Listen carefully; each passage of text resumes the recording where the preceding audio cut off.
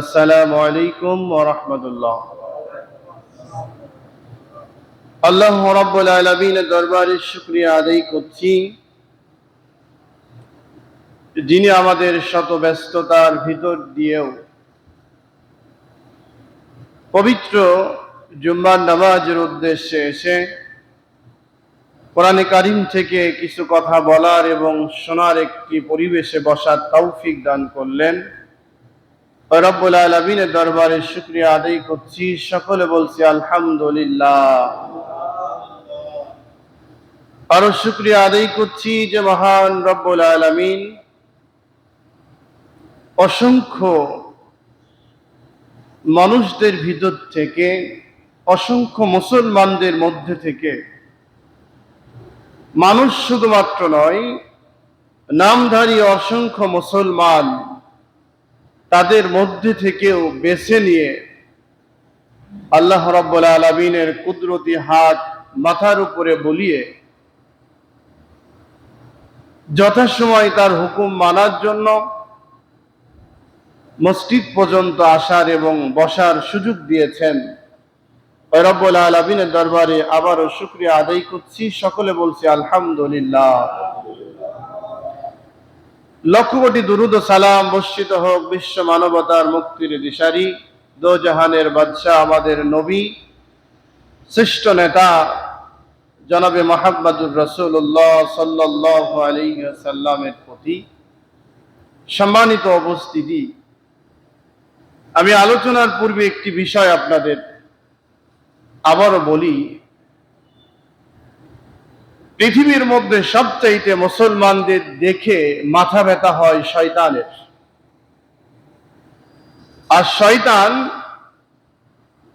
কখনো কোনো সময়ের জন্য আমার আপনার সামনে প্রকাশ্যে আসে না। অদৃশ্য হয়ে অদৃশ্যমান মানুষদের উপরে ভর করে শয়তান যখন আসে, ওই সময় আমার আপনার মতো মানুষগুলা বিপদগামী হয়ে যায়। আজান হয়েছে, চলো মসজিদে যাই। শয়তানের কাজ হলো, যাচ্ছি, এখনো কত সময়, 1:30টায় খুতবা, এত আগে যাব, যাই, যাচ্ছি। এই যাই, যাচ্ছি, এই পরিকল্পনা শুধুমাত্র শয়তান গ্রহণ করে, থামিয়ে রাখে, নানা অজুহাত দেয়।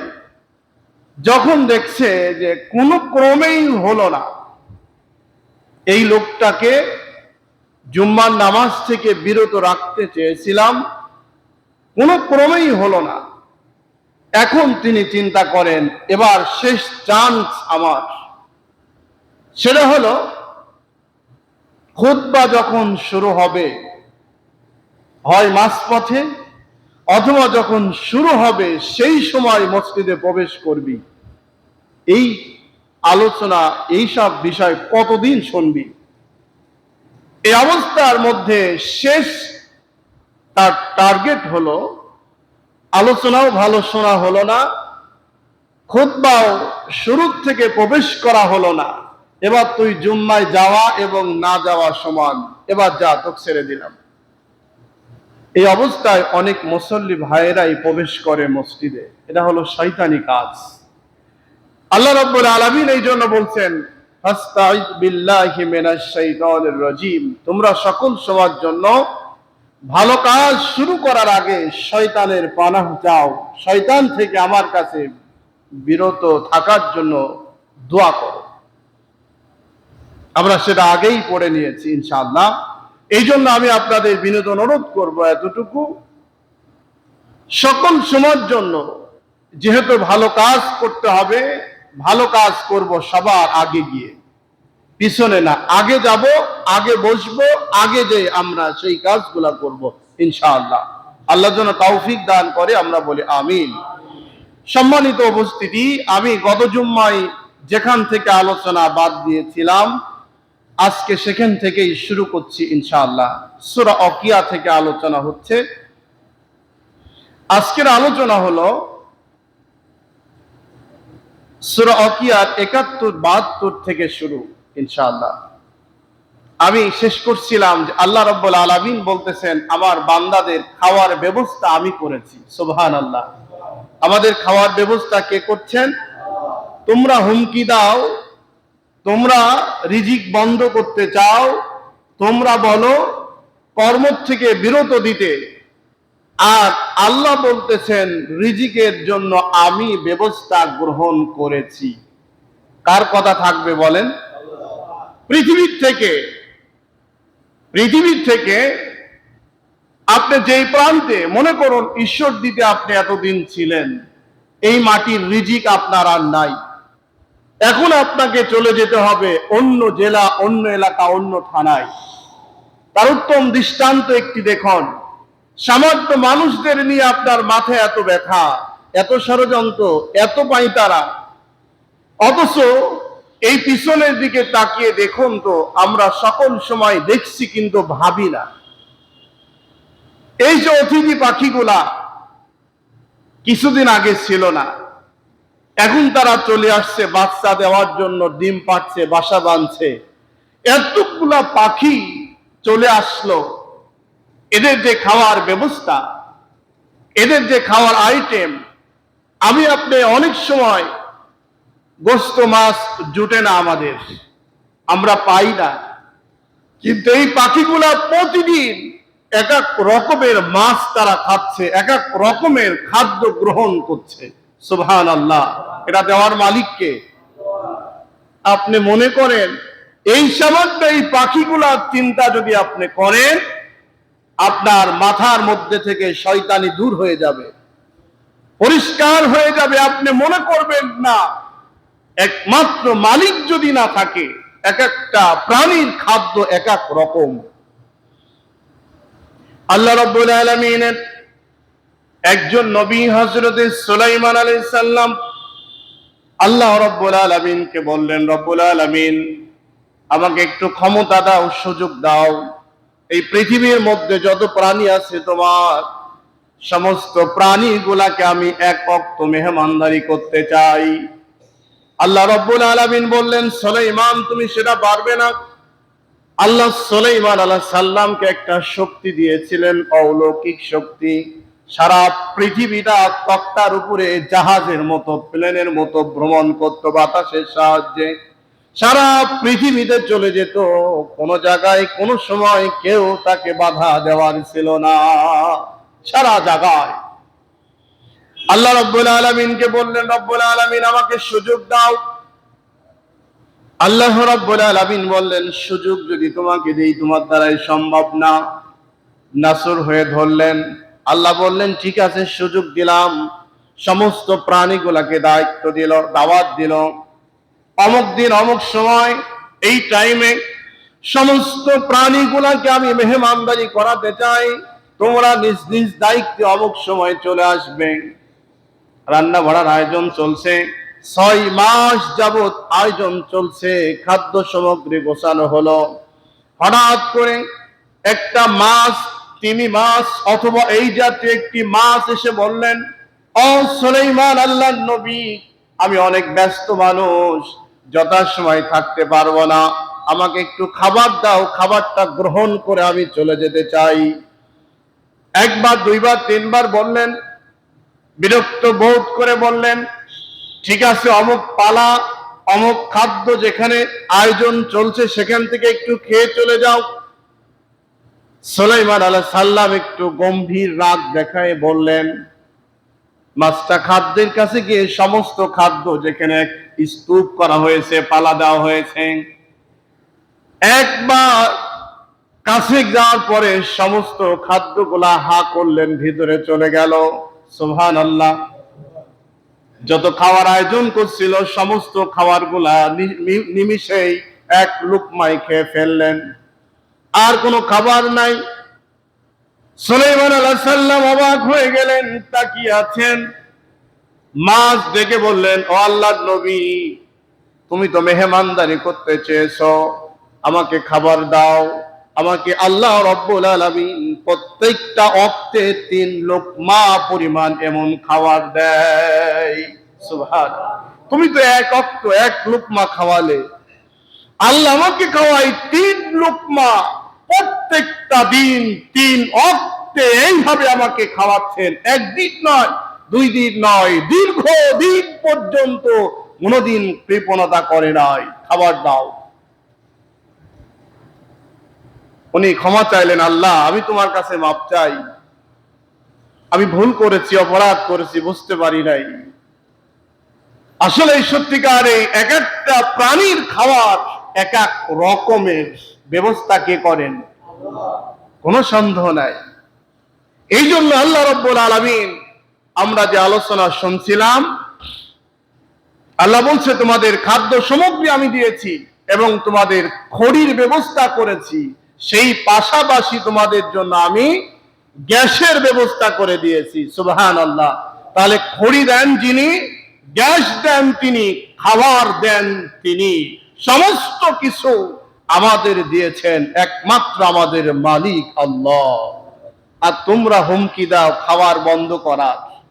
আছে না কিছু এরকম মানুষ? বলেন, এটা সম্পূর্ণ হলো ইবলিস মার্কা কাজ। এই যে খাবার দিলেন, গ্যাস দিলেন, বিদ্যুৎ দিলেন, সব কিছু দিলেন, জ্বালানির ব্যবস্থা করে দিলেন, এবার আল্লাহ কি করতে বললেন?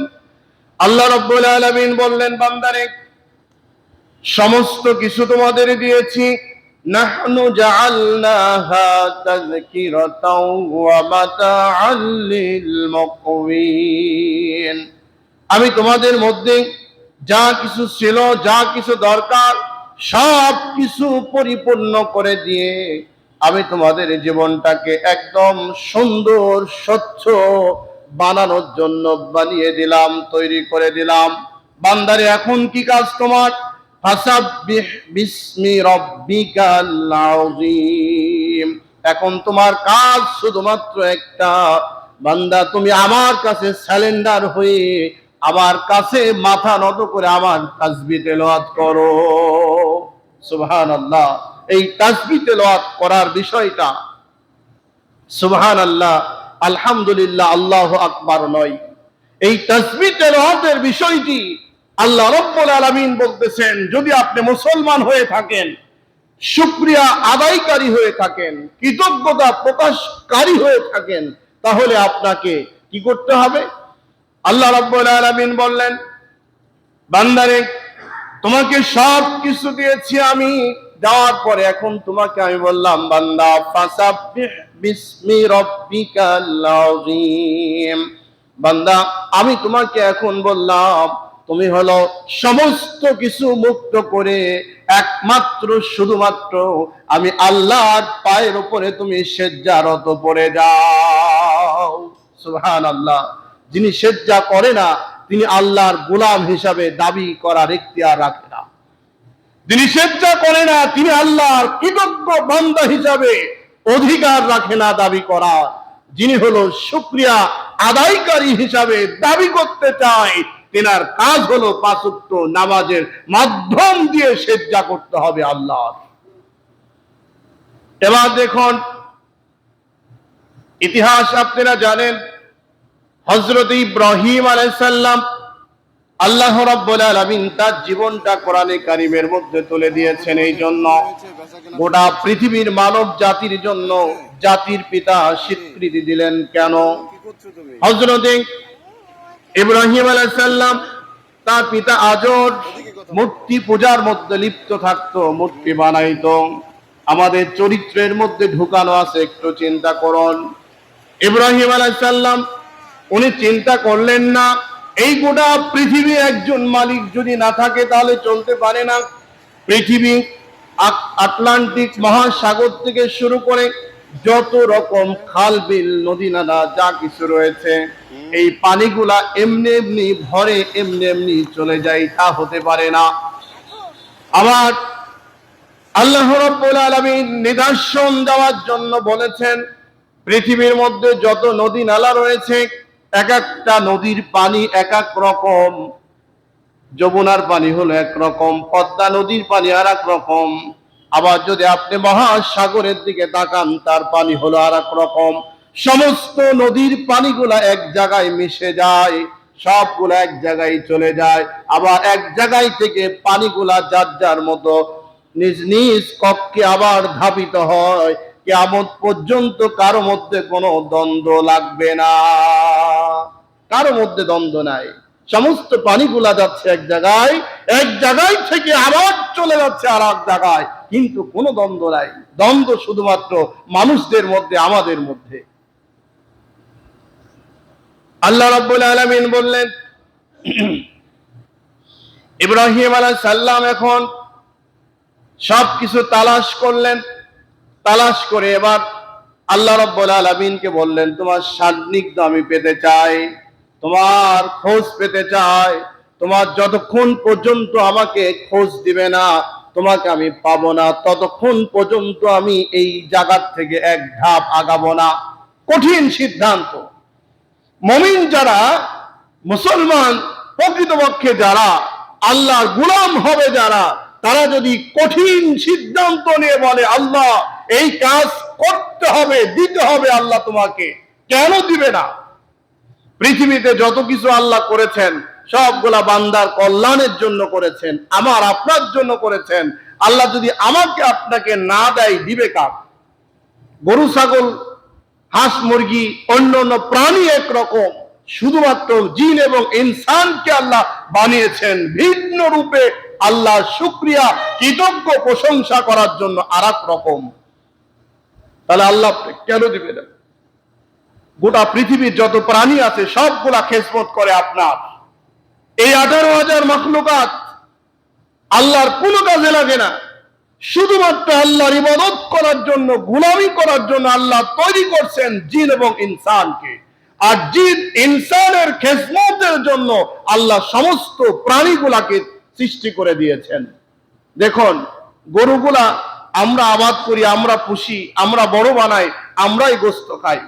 ছাগল হাঁস মুরগি প্রাণী মাছ যত আছে সবগুলা আল্লাহ কিন্তু সেই জন্য তাদেরকে বানালেন এক রকম, আমাদেরকে বানালেন আর এক রকম। তাদেরকে বানিয়েছেন যেইভাবে, আমাদের তৈরি কিন্তু করেন নাই সেইভাবে। কেন? আমাদের তৈরি করেছেন শুধুমাত্র যেন আমরা সম্পূর্ণরূপে সেজ্জারত অবস্থায় ধাবিত হতে পারি, মাথা নত করতে পারি আল্লাহর দিকে। সেই জন্য আমাদের বডি হলো একরকম। দেখছেন আমাদের বডিটা, দেখেন পিছনের দিকে আপনি যতই ভাঁজ নেন, আপনি পিছনে ইচ্ছা করলেই সেজ্জা দিতে পারবেন না, ডানে বামে চলতে পারবেন না। সম্পূর্ণরূপে আপনার হাত থেকে শুরু করে পা পর্যন্ত সবগুলা শুধুমাত্র ক্যাবলা দিকেই ধাবিত হতে চায়। আল্লাহ তৈরি করেছেন এই জন্য, সুবহানাল্লাহ। কিন্তু এত কিছু দিলেন, আমরা পরিবর্তন হচ্ছি না, আমরা আল্লাহর দিকে ধাবিত হচ্ছি না। সেই জন্য যতই চাই আল্লাহ আমাদের দেন না।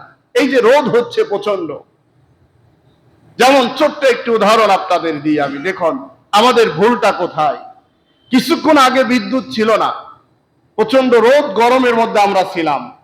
বিদ্যুৎটা যখন আসলো, আমরা দুই একজন বলছি কিনা সন্দেহ যে আলহামদুলিল্লাহ, এতক্ষণ বিদ্যুৎ ছিল না, এখন আসলো, আলহামদুলিল্লাহ। এই শুকরিয়াটা আমরা মনে হয় যেন আদায় করতে ভুলেই গিয়েছি। এইভাবে প্রত্যেকটি জায়গায় আমরা যদি শুকরিয়া আদায় করা শিখতাম, জানতাম, তাহলে আল্লাহ ডাকলে আল্লাহ আমাদের দিতেন। ইব্রাহিম আলাইহিস সালাম বললেন, আল্লাহ আমি তোমার সন্ধান চাই। ইব্রাহিম আলাইহিস সালাম আল্লাহ রাব্বুল আলামিনের কাছে বললেন, ইন্নী ওয়াজ্জাহতু ওয়াজহিয়া লিল্লাযী ফাতারাস সামাওয়াতি ওয়াল আরদা হানিফা ওয়া মা আনা মিনাল মুশরিকিন।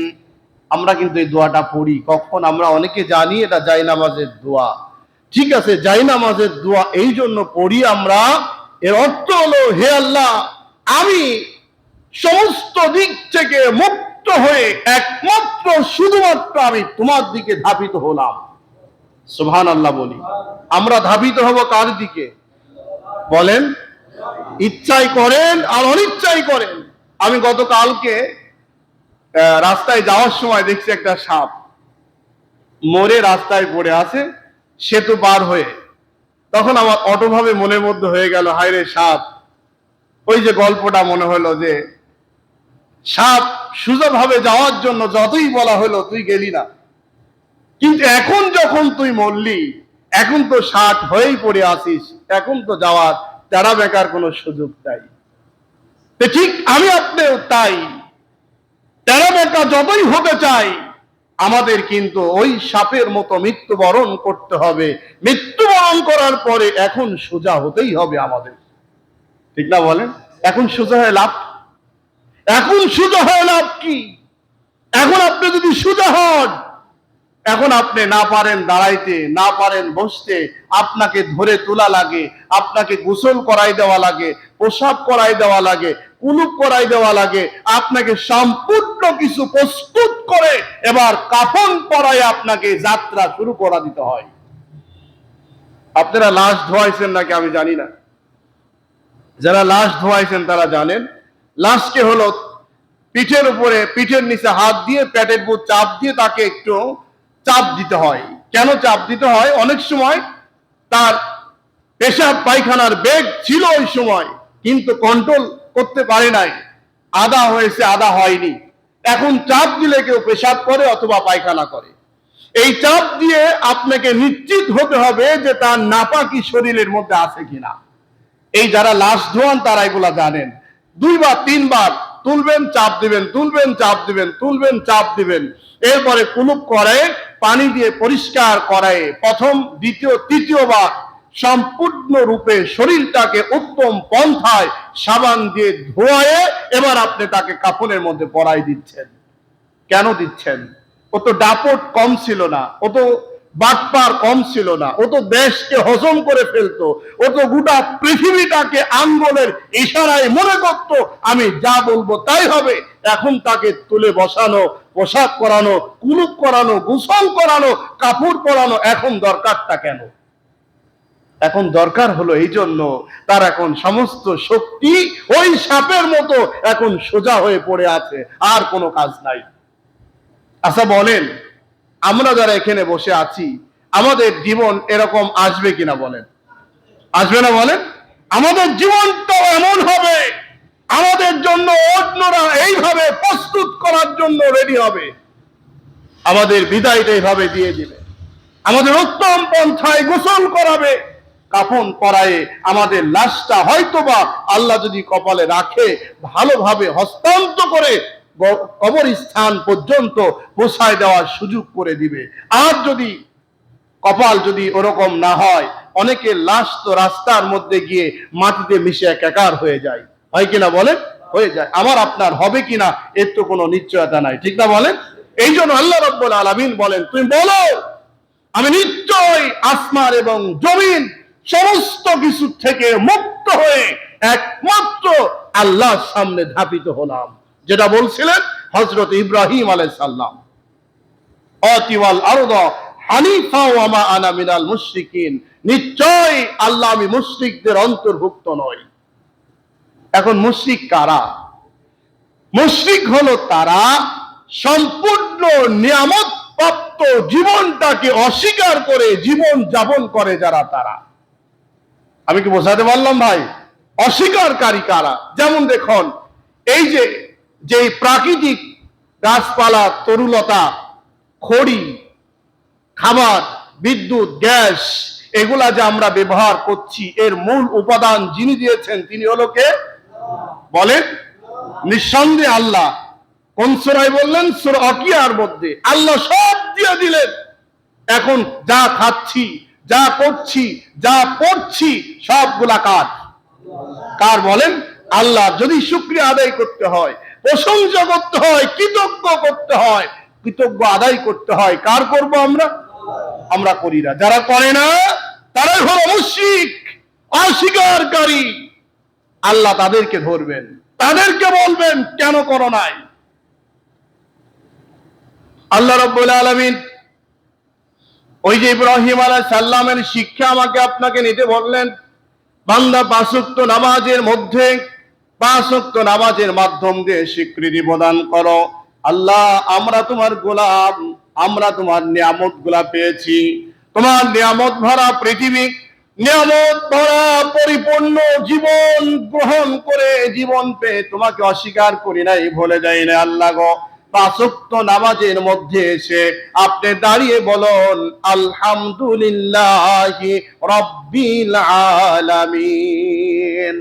আপনি বলেন আল্লাহ সমস্ত প্রশংসা একমাত্র কার? আল্লাহ। নামাজের মধ্যে আপনি দাঁড়িয়ে বলুন হাসাবিহ বিসমি রাব্বিকাল আযীম। এর অর্থ হলো আসমান এবং জমিনের মহা মালিক, মহা শক্তিশালী, মহান প্রভু একমাত্র যিনি, তিনি হলো কে? আল্লাহ আযীম। আপনি দাঁড়িয়েছেন, প্রথম বললেন আলহামদুলিল্লাহি রাব্বিল আলামিন। এরপরে যখন রুকুতে যান হাত নত হয়ে, ওই যে শরীরটাকে আপনাকে বানাইছে আল্লাহর দিক ধাপিত হওয়ার জন্য। গত সপ্তাহে আমি বলছিলাম, আপনাদের মনে আছে হয়তো, যারা নিয়মিত জুম্মাতে আসেন তাদের মনে থাকার কথা, যে আল্লাহ রাব্বুল আলামিন ইবলিসকে ওই অবস্থায় রাখতে চান নাই। ওনাকে আদম আলাইহিস সালামকে সেজদা করার জন্য উঁচা ঘর তৈরি করলেন, ওনাকে ঘরের মধ্যে রাখলেন, এবার বললেন ঘরের মধ্যে ঢুকো। উনি অত্যন্ত বুদ্ধি কৌশল অবলম্বন করার জন্য ইবলিস আগে কি করছিলেন? পাও ঢুকাই দিয়ে, আমি যেন মাথা নত না করি তার কাছে, পাও ঢুকাই দিয়ে এবার নেমে তার সামনে দাঁড়িয়ে বললেন আমি তো আগুনের তৈরি আর তুমি তো মাটির তৈরি। আগুনের কাজ হলো উপর দিকে, মাটির কাজ নিচের দিকে, আমি তোমার কাছে স্যালেন্ডার হতে পারি না। আল্লাহ অনেক কৌশল অবলম্বন করার পরে যখন দেখলেন ওই আমার কথা শুনবে না, এবার আল্লাহ বললেন ঠিক আছে, তুই লানত প্রাপ্ত, পৃথিবীতে চলে যা, বেরিয়ে যা, কিয়ামত পর্যন্ত তোর অবস্থা হয়ে যাবে। এই জন্য আল্লাহ কোন বান্দাকে বিপদগামী করে নাই। যেই বান্দা এত নিয়ামত ভরা পৃথিবী পাওয়ার পরে, জীবন পাওয়ার পরে, দেখুন শুক্রবার এর পরে অনেকে নামাজ পড়তে চায় না, আছে না নাই বলেন? জুম্মার দিন আশেপাশে দোকানে বসে আড্ডা দেয়, অথচ মনেই নাই যে আমি একজন মুসলমানের বাচ্চা, আছে না নাই বলেন? ও মিয়া, তোমার বিরুদ্ধে কথা বললে তুমি আর হুজুরের বিরুদ্ধে লাগো, আলেমদের বিরুদ্ধে লাগো, কোরআনের বিরুদ্ধে লাগো, ইসলামের বিরুদ্ধে লাগো, তুমি আল্লাহর বিরুদ্ধে লাগতে পারো না কেন? কারণ এই কথা আমি বলি নাই, আল্লাহ বলছেন হাসাবিহ বিসমি রাব্বিকাল আযীম। যে মানুষটি পরিপূর্ণ নিয়ামত প্রাপ্ত পৃথিবী জীবন পাওয়ার পরেও আমাকে সেজদা করলো না, আমার তাসবিহ আদায় করলো না, কৃতজ্ঞ স্বীকার করলো না, ও আমার গোলাম হতে পারে না। তুমি বিরোধিতা করলে আল্লাহর করো, আমার করো কেন? আলেমদের করো কেন? বক্তাদের করো কেন? আলোচকদের করো কেন? করতে হবে আল্লাহর বিরুদ্ধে স্বয়ং দাঁড়িয়ে। এজন্য সাবধান হতে হবে আমাদের। কথাবার্তা বলার আগেই আমাকে ভাবতে হবে যে আল্লাহর বিরুদ্ধে কথা যায় নাকি।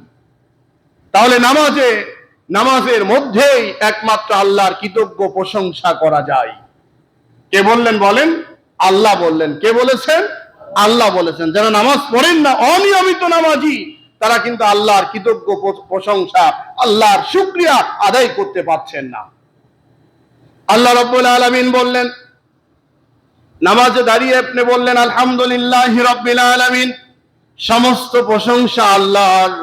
নিঃসন্দেহে আপনি স্বীকার করলেন। এবার আপনার বডিটাকে আল্লাহ বানিয়ে দিয়েছেন নত হওয়ার জন্য।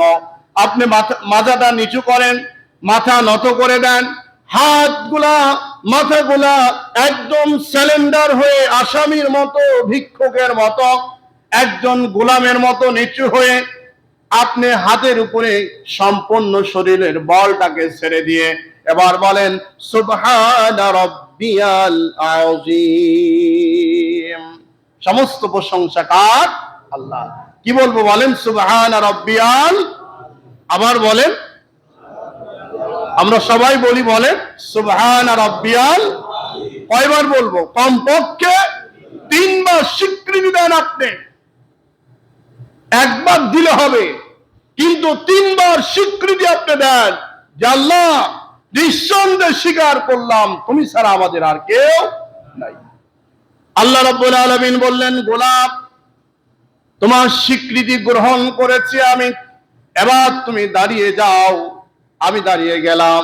দাঁড়ানোর পর আল্লাহ আরেকটা দোয়া শিখিয়ে দিয়ে বললেন, বান্দা এবার বলো সামি আল্লাহু লিমান হামিদা রব্বানা লাকাল হাম। কি বলবো বলেন? রব্বানা লাকাল হামদ, আল্লাহ আমি আবার দাঁড়িয়ে আছি তোমার সামনে, আমি তোমাকে সিজদারত অবস্থায় আবার বলতে চাই সুবহানা রাব্বিয়াল আলা। এবার কি বলবো? সুবহানা রাব্বিয়াল আলা।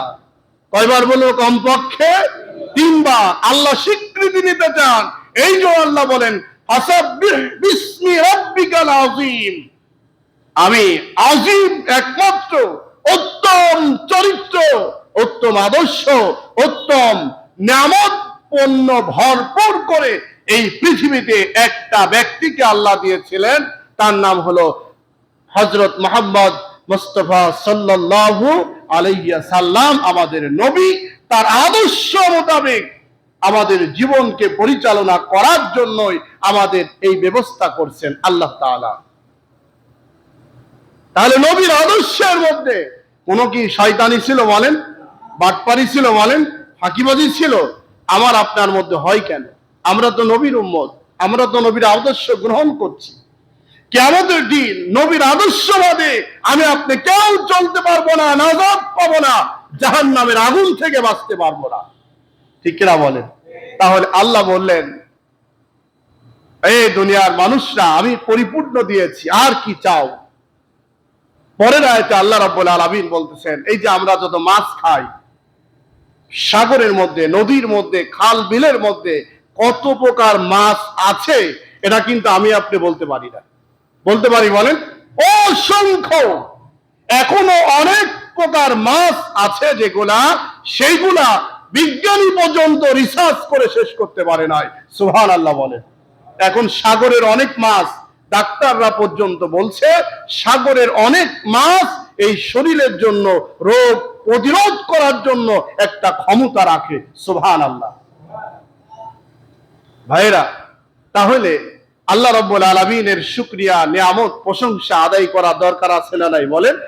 আছে। এজন্য আসুন, সময় যেহেতু কম, আমি আপনাদের সবাইকে বিনীত অনুরোধ করতে চাই, এই সূরা ওয়াকিয়া থেকে আল্লাহ বললেন, তোমাদের খাদ্য সামগ্রী দিলাম, তোমাদের খড়ির ব্যবস্থা করলাম, গ্যাসের ব্যবস্থা করলাম, মাছের ব্যবস্থা করলাম, অন্য অন্য সামগ্রী দিয়ে ভরপুর করে দিলাম।